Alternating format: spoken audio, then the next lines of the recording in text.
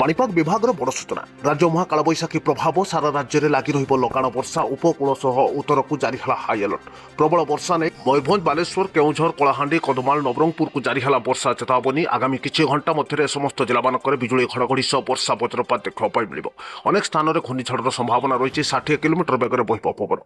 सुंदरगढ़ भद्रक केन्द्रापड़ा जगतसिंहपुर कटक जाजपुर ढेंकानाल पुरी खोर्धा और अनुगुल नयागढ़ गंजाम गजपति रायगड़ा कोरापुट मालकानगिरी बलांगीर नुआपड़ा देखा मिल कालबैशाखी जनित वर्षा वज्रपात। आगामी किछि घंटा ए समस्त जिला मानक वर्षा वज्रपात सांगक बिजुली घड़घड़ी नहीं कालबैशाखी चेतावनी जारी कर आंचलिक पाणीपाग केन्द्र। एपटे दक्षिण पश्चिम मौसुमी वायु केरल छुईची। केरल छुईवा पर आसंता सप्ताह ओडिशा उपकूल छुईबार संभावना कर आंचलिक पाणीपाग केन्द्र।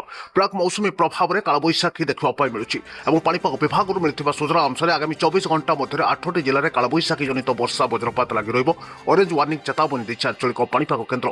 से सब जिला हेउछि केउझर मयूरभंज बालेश्वर गंजाम रायगड़ा कोरापुट मालकानगिरी और नवरंगपुर जिला।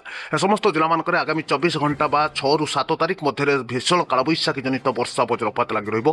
60 किलोमीटर बेगर सब जिले में बहिब पवन। घूर्णिझड़ सांगक अनेक स्थान में पवन बेग वृद्धि पाइबार संभावना थिबारु समस्त वज्रपात समय सुरक्षित स्थान रहिबा विभाग परामर्श दी जायछि। तबे राज्य उपर सक्रिय ट्रपलाइन प्रभाव में राज्य में कमिछि दिनर तापमात्रा। पश्चिम ओडिशा रे कमिछि ताती। उपकूल ओडिशा रे ग्रीष्म प्रभाव सांगक गुळुगुळी जारी रही।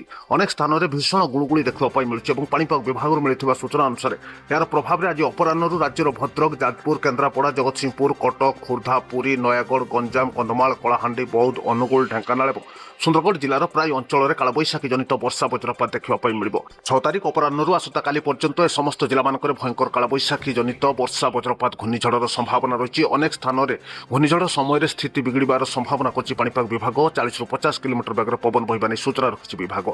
ए समस्त जिला मानक येलो वार्निंग जारी कर आंचलिक पाणीपाग केन्द्र। एवं उपकूल समेत दक्षिण ओडिशार केतेक स्थान में हालुकार मध्यम धरणर वर्षा आज देखा मिल कोहला पाग सांगक गुळुगुळी और वर्षा नहीं सूचना रखिछि आंचलिक पाणीपाग केन्द्र।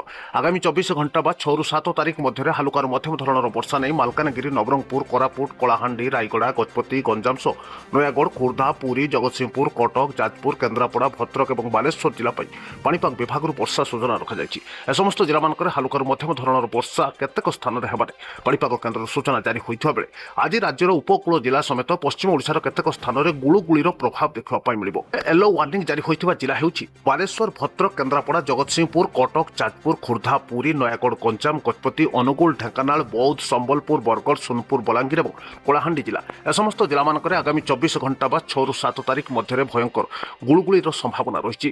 कोहला पाग देखा मिल पारे भीषण गुळुगुळी संभावना रही। येलो वार्निंग देछि आंचलिक पाणीपाग केन्द्र।